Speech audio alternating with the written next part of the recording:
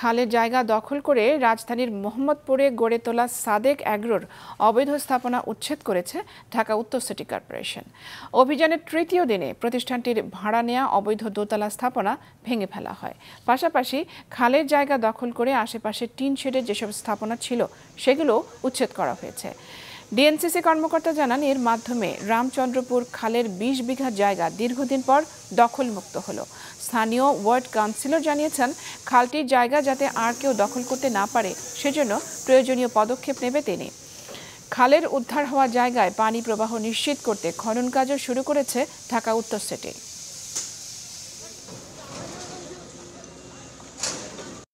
রামচন্দ্রপুরে খালের যে চিত্র এলাকাবাসী দেখেছে অতীতে, ভবিষ্যতে আমরা ওই অতীতের চিত্রটা নিয়ে আসতে চাই। বর্তমানের এই চিত্রটা থাকবে না। কতটুকু জায়গা উদ্ধার হচ্ছে? আমরা যেটা হয়েছে সেটা হচ্ছে একদম বছিলা আপনার যে